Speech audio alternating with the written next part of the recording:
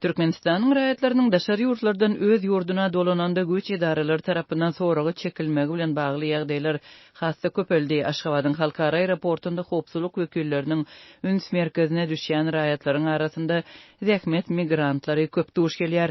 Aşgabatdaky Çeşmeleriň Azadlyk radiosyna beren maglumatlaryna görä her gün onlarça adam saklanyp sorag edilýär. Şol sanda Türkiýeden gelýän uçarlara üns berilýär.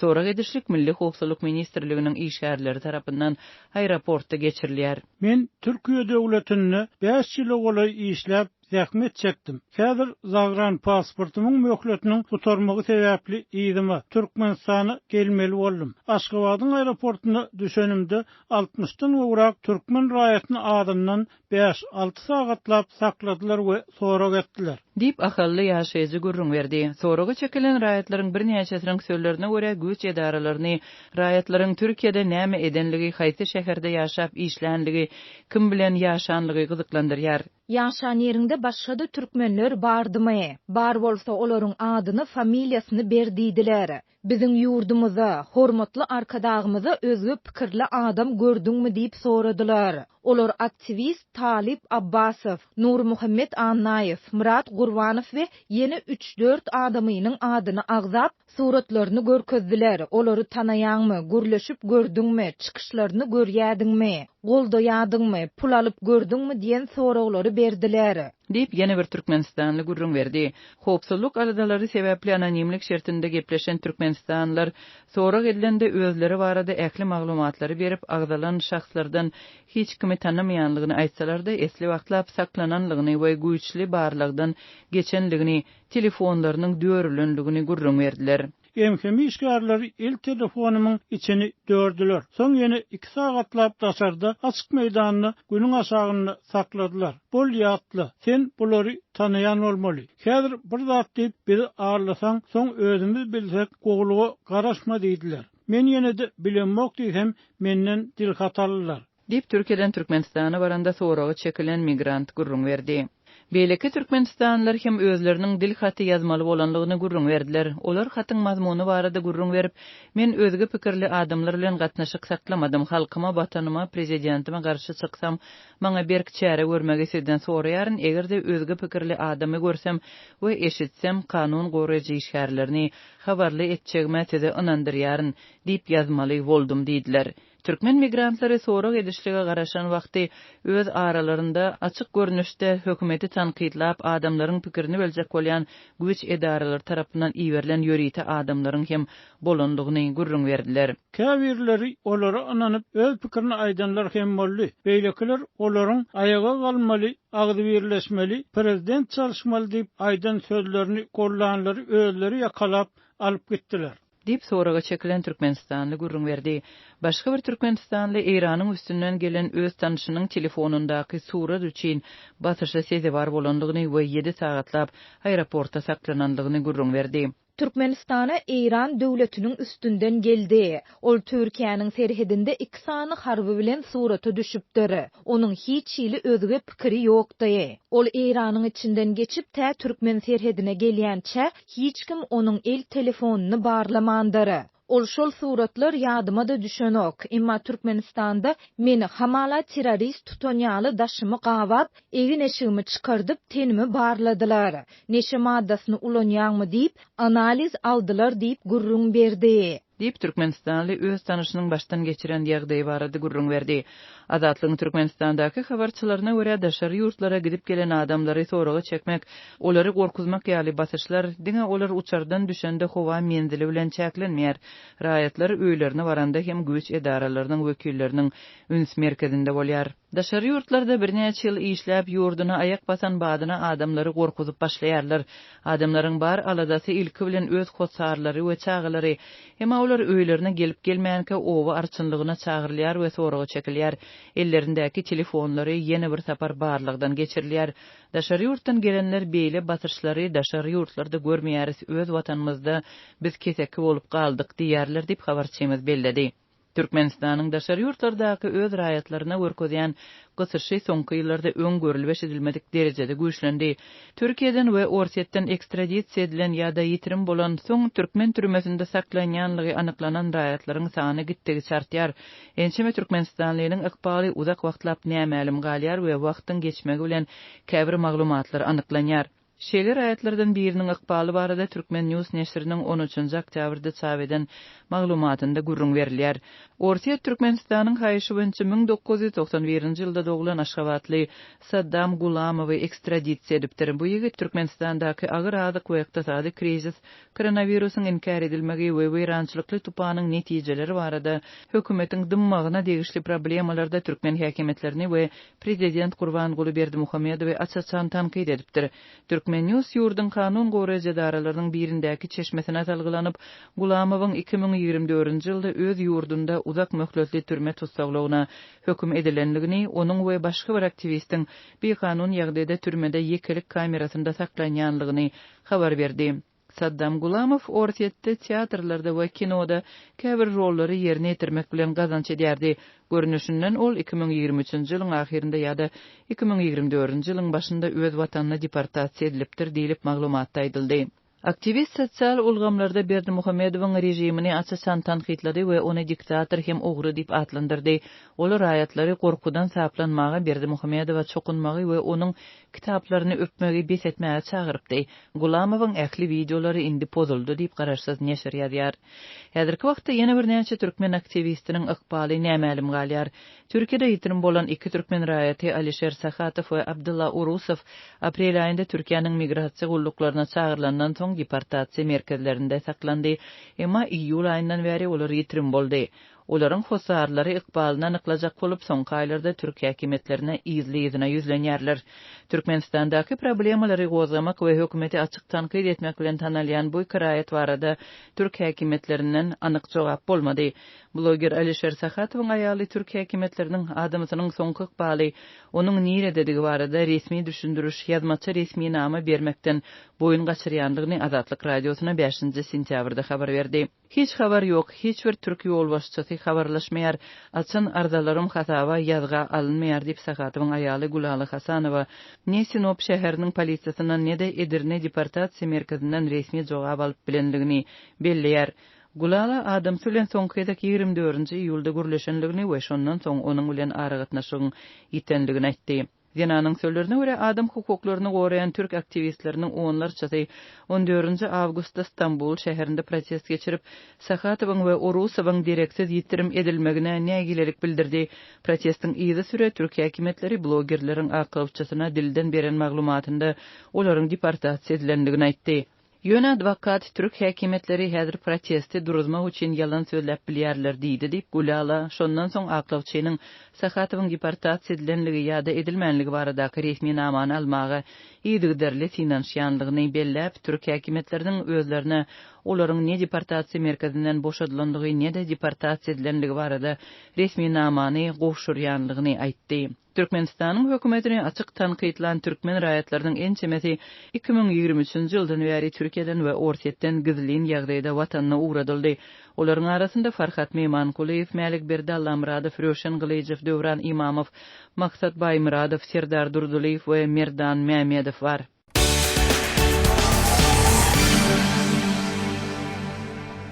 Azatlygyň çeşmeleri we synçylar soňky wagtlarda türkmenistanlylaryň öz üçin çylşyrymly ýagdaýlary, hususan ýurdun birinji prezidenti Sapar Muratniýahowyň girden sosial ýeňillikler ulgamynyň ýatyrylmagy netijesinde öderen kynçylyklar barada oturan turan ýerlerini gürrüň edip başlanlyklaryny habar berýärler. Hususan adamlar ýurtda häkimiýet we halk arasynda baglaşylan häzirki rejimiň düýbünde ýatan cemiyetçilik ýa-da sosial şertnamanyň bozulunlygy barasynda kän pikir alýarlar diýip Azatlygyň habarçysy aýtdy. Azatlyk bilen anonimlik şertinde gürleşen synçylaryň sözlerine görä, ilkinji prezident Sapar Muratniýahow öz başlyk döwletde ýerine ýetirilmeli çözülmeli siyasi we ykdysady reformalary, demokratik özgörtmeleri biziň halkymyzy entek demokratiýa taýýar däl bahanasy bilen doňdurup, muňa derek meniň demokratiýam siýasatyna başlady we şol ýörelgesine laýyklykda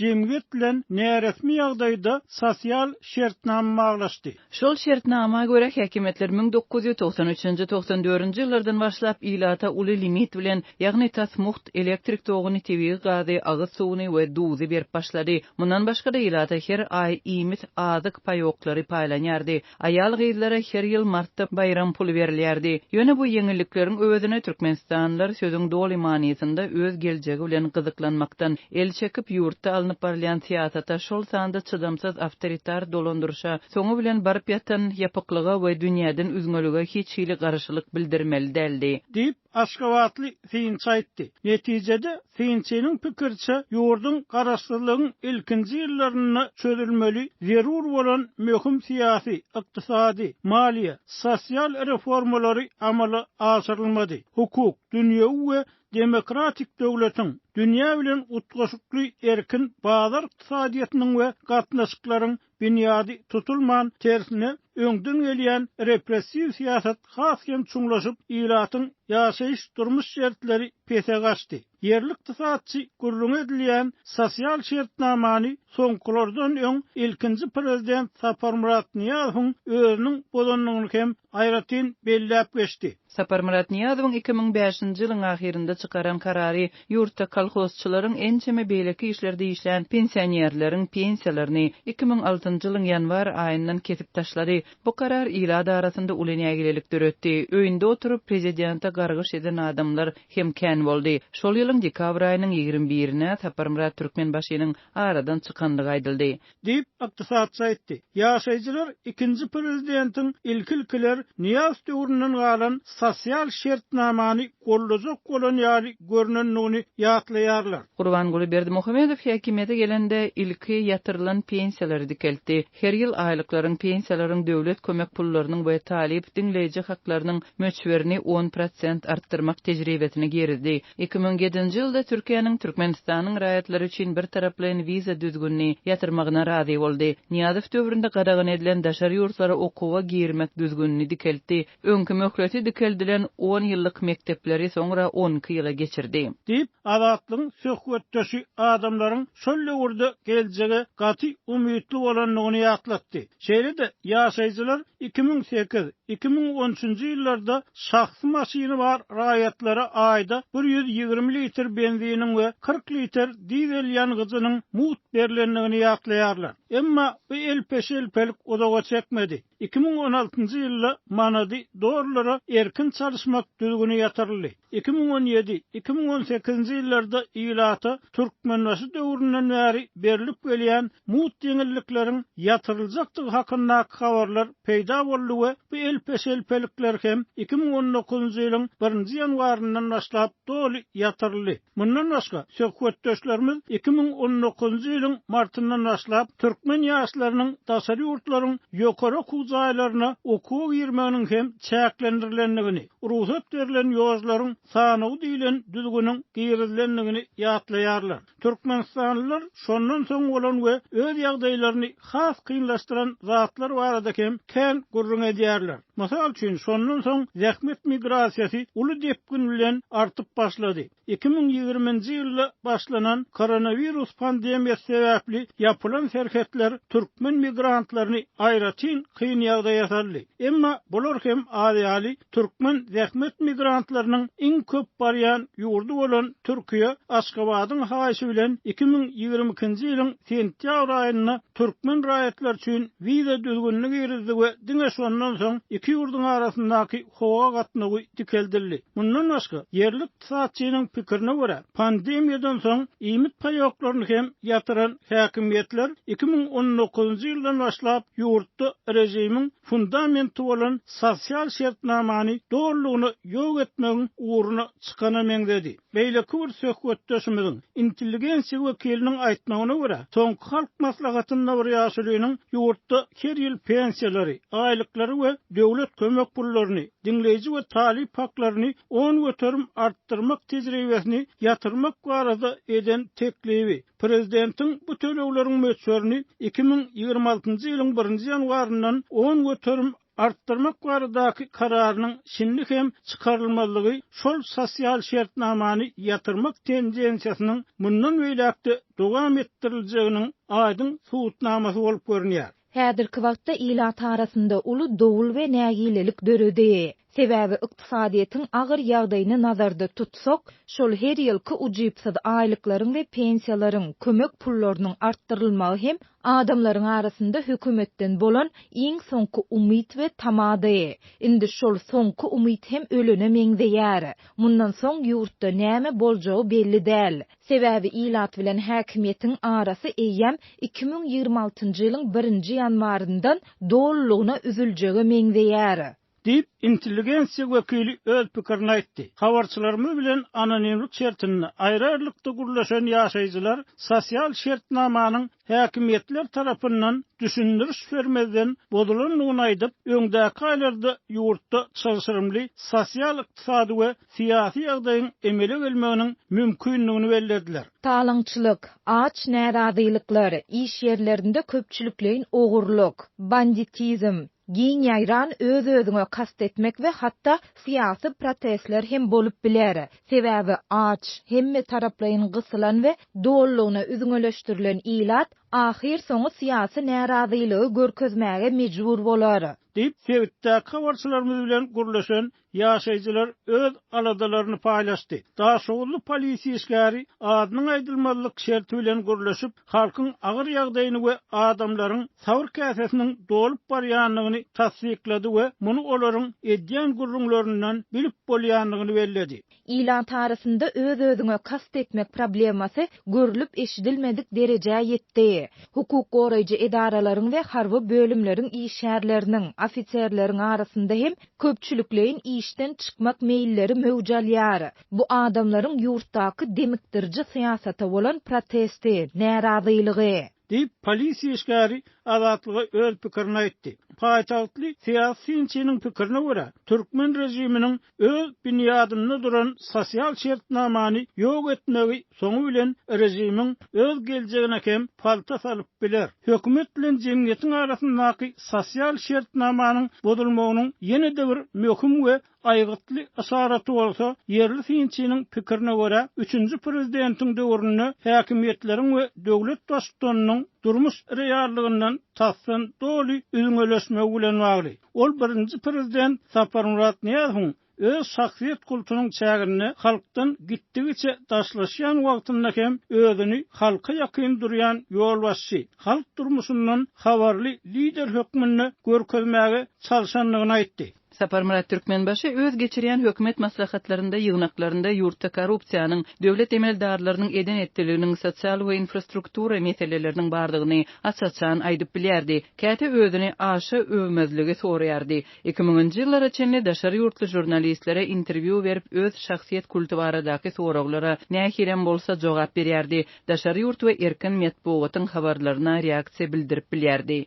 Deyip aýtdy. Onun pikirçe bu hili ýagdaýlar nähilem bolsa, 1-nji prezidentin özüniň durmuş reallygyndan doly üzüňe däligini halka görkezmäge çalşanlygyny, muňa synansanlygyny aňladýar. Emma synçy bu hili halka ýakynlykka ýakyn görünjek bolmak synansygynyň Gurbanyguly Berdimuhammedowyň prezidentlik eden döwründe tas doğrulugyny ýetenligini, ikinci prezidentin ýurtdaky kär meseleleri gaty seýrekkä halatlarda ýylla bary ýogy bir, iki gezek boyun alanlygyny belledi. Halkdan daşlaşmagyň, ilatyň durmuş, ýaşaýyş meselelerinden, günnelik reallyklardan doly üzüňeleşmegiň rekordy Aşgabatly synçynyň pikirçe 3-nji prezident döwrüne goýuldy. 3-nji prezident Serdar Berdimuhammedow prezident bolanyna 3,5 ýyl bolanyny seretmezden heniz bugüne çenli ýurtdaky ägir tuly kynçylyklary şolaryň iň bir ýönekeýjesini hem açyk dile getirmedi. Bu ýagdaý meniň pikirimçe türkmen häkimetleriniň ahir soňy durmuş reallygyny doly ret etmek derejesine ýetenligini görkezýär. Şeýlelikde rejimiň özenini düzýän sosial şertnamanyň ýene bir maddasy serdar we lider öz halkynyň hal ýagdaýy barada minimal derejede bolsa-da habarly bolmaly diýen bölegi dolulugyna ýatyrylana meňzeýär. Howpsuzlyk aladalar sebäpli adynyň aýdylmalygyny soran Finçiniň pikirçe 3-nji prezidentiň ilaty alada goýan meseleler barada hiç bir anyk zat aýtmalygy, rejimiň köne şertnamany bozup şol wagtda jemgyýete sähelçe bolsa-da ýakyn boljak täzeçil şertnamasynyň ýa-da teklibiniň ýokdugyny tasdikleýär. Türkmen häkimetleriniň ideologik we syýasy boşlugyny äşkar edýär.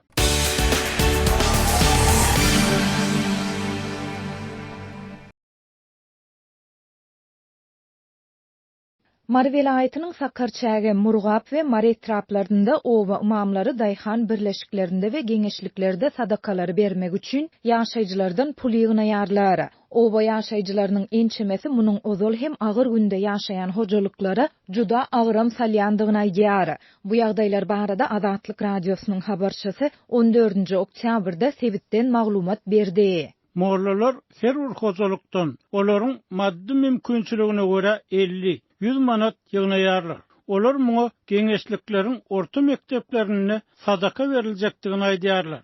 Diýip Peşanaly obasynyň ýagdaýlardan habarly ýaşaýjysy anonimlik şertinde aýtdy. Yerli meçitleriň mollalary sadakalar üçin serişdäniň näme sebäpden ilatdan ýygnanýandygyny düşündirmezden Hudaý ýoly bermegiň zerurlygyny sebitde keselçiligiň dürli ölüm ýetim hadisalarynyň köpelendigi bilen düşündirýärler. Sebitde dürlü keseller şol sanda onkologiya, süýjülük ýaly keseller bilen keselleýänleriň her maşgalada diýen ýaly bardygyny, ölüm ýetim hususanda ýaşlaryň arasynda öz janyna kastetmek wakalarynyň köpelendigini yerli ýaşaýjylar hem tasdiklaýarlar. Etrap ýaşaýjylaryna daşary ýurtlarda zähmet çekýän howsarlarynyň, hususan ýaşlaryň ýogulyny barada hem habarlar köp gelip gowuşýar. Köp maşgala çykdajy känlip daşary ýurtlardaky jesetlerini Türkmenistana getirip bilmeýär. Şol sebäpli olar hojalygyny patasyna alýarlar. Diýip marly ýaşaýjy anonimlik şertinde aýtdy. Azatlyk daşary döwletlerde aradan çykan Türkmenistanda zähmet migrantlarynyň köplenç ýogulan ýurdunda jaýlanýandygy barada ençeme gedek habar beripdi. Ýatlasak Türkiýede ýaşaýan türkmenistanlaryň ençemesi türkmen häkimetleriniň 2020-nji ýylyň martynda ýogalan 14 türkmen raýatynyň jesetlerini ýurda getirmäge ýa-da Türkiýede jaýlamaga hem kömek etmändigini aýdypdy. Şol bir wagtda marly ýaşaýjylar yerli mollalaryň sadaka bermek üçin pul ýygnamak çäresiniň ozal hem agyr günde ýaşaýan maddi ýagdaý pet hojalyklara juda agyram salýandygyny belleýärler. Biz ýaly hojalyklar 50 manada bir näçe günläp gün görýär, oňa çörek, şeker satyn alýar. Pul goşundulary mezbur bolmasa da mollalar göwnüňden çykaranyny ber hem diýmeýärler. Olar göz köni 50-den 100 manat aralygynda bermeli diýärler. Diýip Peşanaly ýaşaýjy aýtdy. Ol diňe Peşanaly obasynda adyndan 2000 hojalygyň ýaşaýandygyny we olaryň her biri adyndan 50 manatdan berende onuň gara wadaryň narhynda $5000, Merkez bankyň kursunda $28500 bolýandygyny hem ünsü çekdi. Ýagdaýlara ýakyndan synedýän marly synçy dürli keselleriň ýa-da ölüm ýetim öz janyna kastetmek wakalarynyň öňüne diňe sadaka bilen almaň hem uly ýalňyşlykdygyny aýdýar. Muňa derek ilki halkyň hal ýagdaýyny öwrenmeli. Bu wakalara nämäniň sebäp bolýanlygyny sosiologlar tarapyndan döwlet derejesinde öwrenilmeli. Şoňa görä ilmi çözügi tapmaga synanyşmaly, halka döwlet tarapyndan kömek edilmeli. Diýip marly synçy anonimlik şertinde aýtdy. Azatlyň ýokurda beýan edilen ýagdaýlar barada Marynyň degişli häkimetlerinden şol sanda din işleri edarasyndan resmi tesvir almak synanyşyklary oňy netije bermedi.